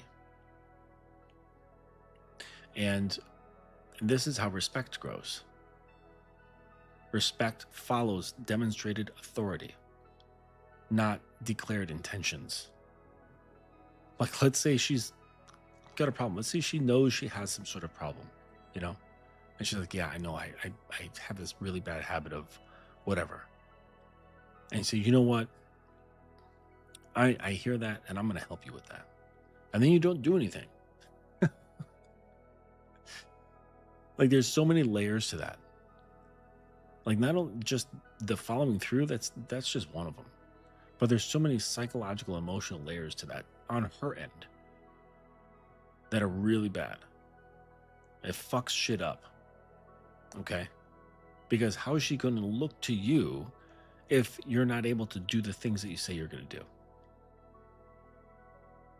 Right? Doing what you're saying you're going to do is a form of authority, because you're claiming authority over yourself. Your principle of, I do what I set out to do, let's say that's a principle of yours. That thing rules over you. You live by the principle, not the principle lives by you. And so that's you demonstrating authority. And then she's like, oh, okay. I see that he's this way consistently. I think I can trust him. So when he says, do this or don't do that, it might be uncomfortable. It might be uncomfortable for me to try these things or to do what he asks.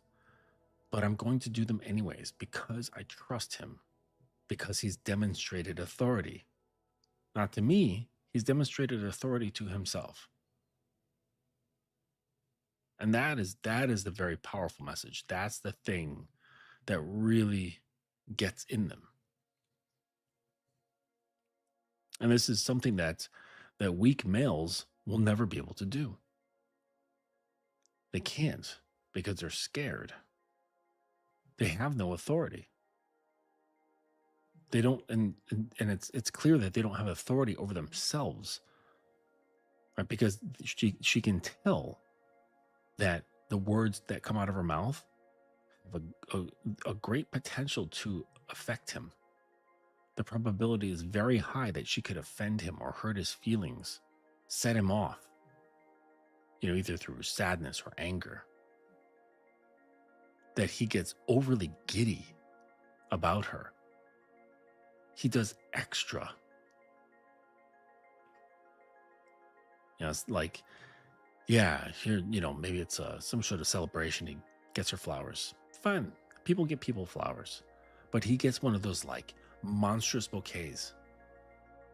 Like I've seen girls like that, they're like on social media, like holding up this bouquet and it's like 100 roses. Like her like arms are straining to hold the fucking thing. It's like that's going too far. That's going way too far.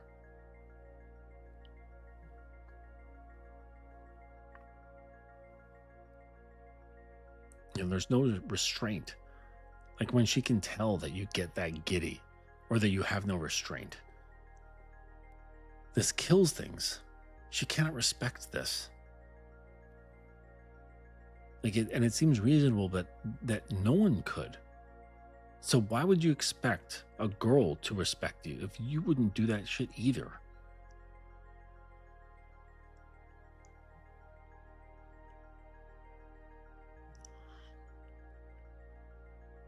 And the thing is that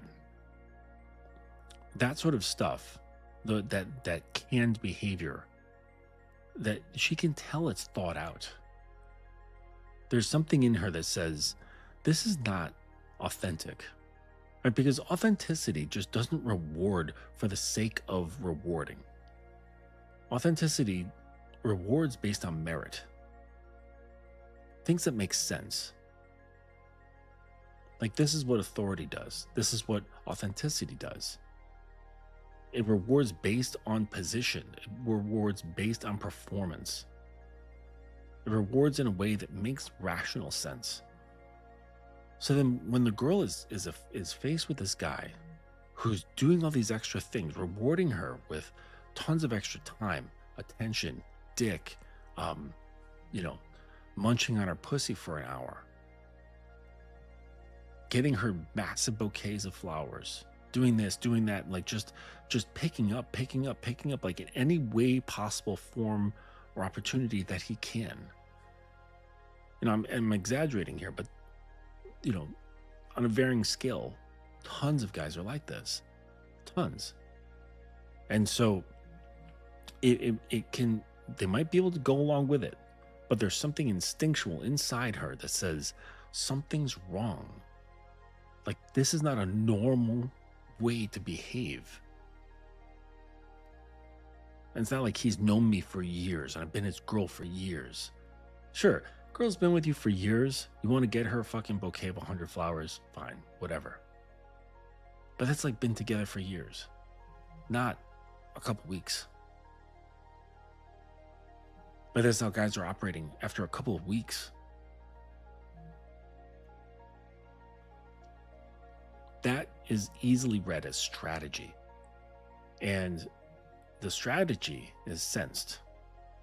It's not felt. They sense it. They're like, he's up to something. But it's nice, so she accepts it. But he's cute, so she accepts it.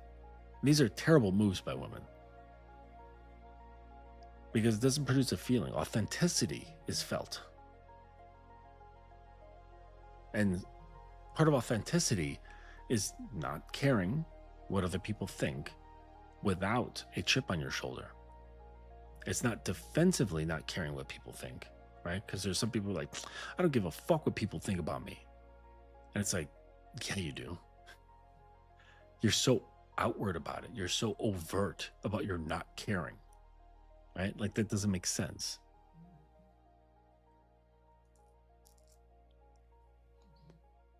Yeah, being like overtly, like vehemently not caring. How do you vehemently not care? It's weird, right?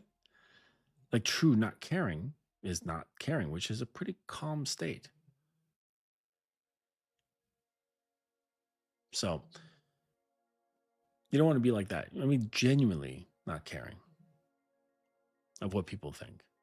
And this is part of being authentic. Because authenticity, what comes with authenticity, is acceptance of oneself fully. Fully accepting of oneself. There's no self-rejection. And this is how you can show up in the world. This is what a man does. A man shows up in the world like this. These scared males, They will not. First of all, they're afraid of themselves. They reject themselves. They don't like themselves. And so they hide and obfuscate and dress up and cosplay in order to sort of create a mirage so that he's not detected, so that she'll perhaps like him, so that she'll notice him, so that she'll date him, so that she'll fuck him. And those things might happen. And what's terrible is that there's probably something itching inside her that she knows, like instinctually, the sixth sense, that something's off about this guy. And unfortunately, when girls go along with these guys, accepting those flowers, accepting the gifts, accepting the money, accepting the trips, accepting the bags, accepting the sex, accepting the dates, when they can feel it, they feel that he's lacking in his authentic presence, that there's a bit of a performance going on. She should not be entertaining these men. I get it. Girls get bored, they get lonely, and what's it gonna hurt if I let him take me out and buy me dinner? I get to dress up, I get to put on some perfume, look cute, talk to a stranger, all this like justification. Right? But what it's really doing, it's enabling. You're enabling someone's behavior, because what they're going to get is, oh, well, I did that stuff. She accepted me, so I'll do it again, or I'll do it more. That's the problem. So it's your fault, girls. It's your fault that these guys are all fucked up because you're enabling them. No, it's not that simple, but it is an added characteristic. It's an added variable. And when you're dealing with things with a lot of variables, it's best to eliminate certain things so that we can sort out what the fuck is actually going on. So if we have something of our control that we can remove from the formula to simplify the formula, then the formula can more easily be dealt with. You know, like I had a guy who was is going through some stuff, you know, as many of my guys are. And he's like, so should I get to dating like at the same time? I'm like, no, bro. Like, you can practically stand up. No, you should not be bringing a girl into your life, because either A, you're going to hurt her, or B, you're gonna fucking fumble and she's gonna get hurt. So there's a high probability of someone getting hurt. What's the point? What, so you can get some female attention? Maybe she'll suck your dick? Like, come on. It's like, it's not that important. It's not that deep, as the kids say. It's not that deep. Man, I got this, I'm drinking this tea. It's like an herbal blend. This shit's fucking amazing. And yeah, something for, it's like one of the medicinal teas. And I think it has like a mixture of black tea in it with a bunch of like other herbs. And it reminds me of this fragrance that I just picked up, you know, because my girl, she wears, what is it? Le Labo Noir 29. That's what it's called. The company is called Le Labo. And then the individual fragrance is called Noir 29. Turns out, because I wanted to smell it, so I got some. And turns out it's a unisex fragrance, and it's fucking amazing. And it doesn't like contain black tea, but the perfumer decided to kind of model it after the black tea smell, and it's like, it's so on point. Like, you can really smell the black tea when you're smelling it, but it's got like a bunch of other notes in it as well. But this shit's awesome. It's a really, really good fragrance. So I'm probably gonna look around and try to find like a sizable bottle for it. Usually there's good deals on eBay, you know, or maybe I'll try to see if there's somebody who makes like a really good dupe. I've been a fan of finding good dupes. like the research in it and then comparing and see what's up. You know, like I'm a big fan of the brand PDM, Parfums de Marly. If you like um, complex fragrances, check out Parfums de Marly. They're really good. Unfortunately, their fragrances are really expensive. Uh, it's like, well, like $500 for like 30 ml sort of thing. But anyways, so one of their fragrances that I really like is called Percival, and it's just fantastic. It's like in the family of greens, what they call for like a type of cologne. It's like greens, so it's like smells plant like ish, or like plant roots. There's like a earthy and bitterness to it, and I fucking love it. I like big fan about 3 or 4 of their colognes. Greenlee, Percival, and Sedley are my favorites of theirs. But anyways, so I'm thinking about getting some. I'm like, man, it's fucking expensive. And then I hear that that there's this Legend Blue. I forget who makes it. Legend Blue. Who the fuck makes that fragrance? But they're like, oh yeah, this is a total dupe of Percival. Legend Blue. Oh, Mont Blanc. So Mont Blanc has this fragrance called Legend Blue, and people are saying, "Oh, it's just like Percival." And I smelled it, and I'm like, "Are you kidding me? Like it lacks the bitterness of it, and that's the part that I love." Oh yeah, so you know, yep. Um, but yeah, Legend Blue is not like Percival at all, not at all. Yep. You know, I used to be a big fan of Creed, but then they just like I still like it, but it's just I don't know, maybe I've smelled it too much. Actually, I just picked up Silver Mountain Water. That one's pretty good, but what's their like Creed's like main one that like everybody fucking wears? Um, oh, Aventus, yeah. Like Creed Aventus is fucking awesome, but I've just smelled it so much. Like kind of like when you hear a great song and you just play it over and over and over, and then like you can still respect it for being a great song. You just can't fathom listening to it anymore. But yeah, Killian's good. Yeah, Valentino. I don't know Amoj. I don't know what that one is. But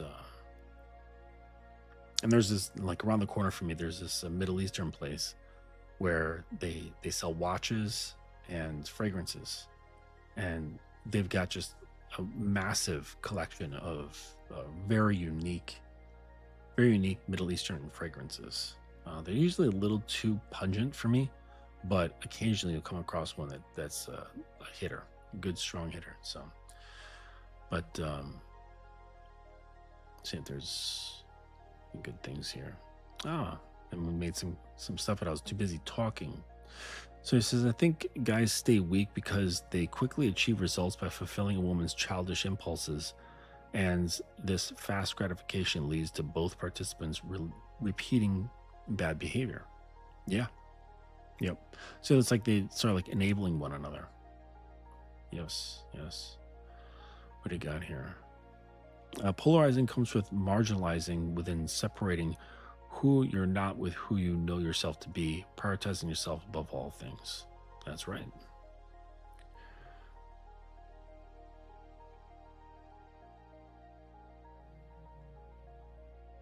I don't know if polarizing comes with marginalizing, because I think is the marginalizing kind of like making things even. But anyways, from the perspective of a woman, this girl feels that your view is very grounded because both biology and modern psychology show that attraction is closely linked to a sense of safety, emotional regulation, and leadership. Women naturally attuned to signals of inner strength, self-direction, and resilience, not out of judgment, but because the nervous system seeks stability and coherence. And when a man lacks inner structure or accountability, it subtly communicates risk rather than partnership, making withdrawal less a rejection and more an instinctive act of self-preservation, my lord. Yeah. It's almost like I said it. Yeah.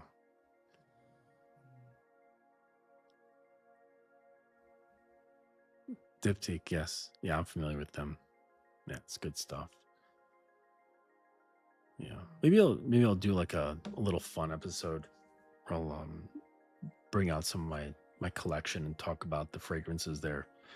Um, the world of fragrance is just amazing. It's absolutely amazing. I follow a number of YouTube channels of not reviewers, but guys who make them.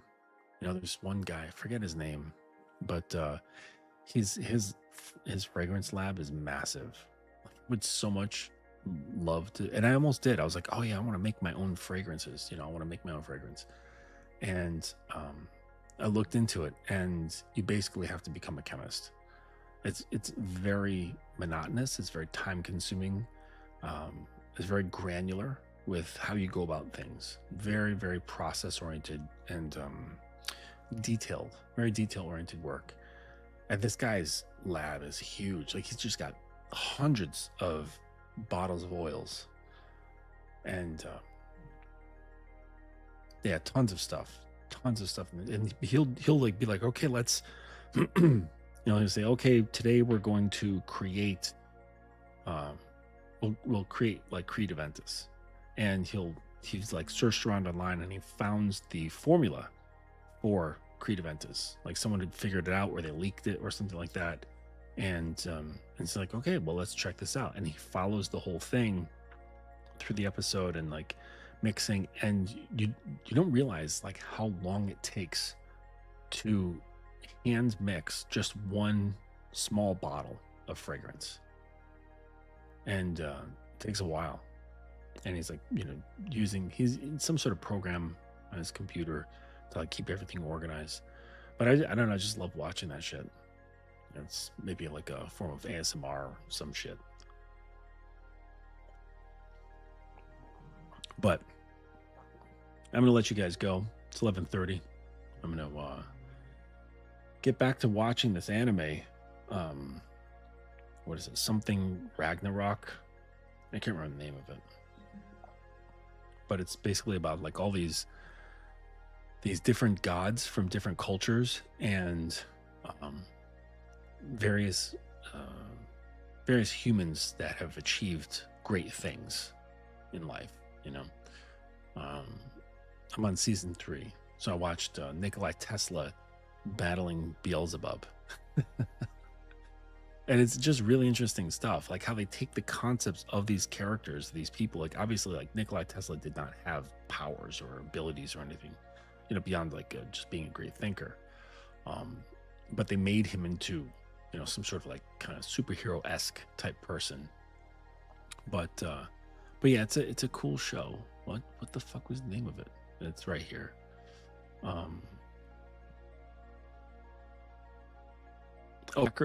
Record of Ragnarok. Record of Ragnarok. Yeah, it's on Netflix. So I'm watching that. It's fun. Watching all these different gods talk and shit. So, but yeah, you know, it's pretty simple. I don't know how these guys like go on and on with their YouTube channels, like talking about the same shit, like talking about simps and girls just like indefinitely. It's kind of redundant. It's kind of boring, but you know, it must be done because it's like, if I only talk about the shit that I really want to talk about, it's going to be so far over the heads of guys and their experience that they're going to be like, wow, like that's cool, like of what you do up on fucking Mount Olympus, but you know, here down on Earth, we're having trouble just saying hi to girls. So I get it. But I quickly want to move through the dumb shit. Okay.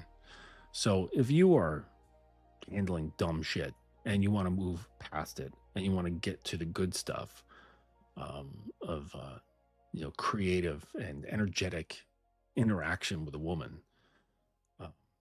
get in touch with me. All right, there's Uncle Guns. He put the links in the chat, or you can go to the bio of pretty much, or the description of pretty much any recent live video, and you'll see my Calendly in there. You can book a call with me, whatever day and time fits your schedule, free of charge.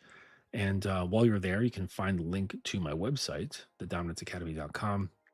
And everything is, well, I guess tomorrow things are going to go back. So maybe on this weekend I'll change it, but probably have until the weekend before my prices go back to normal.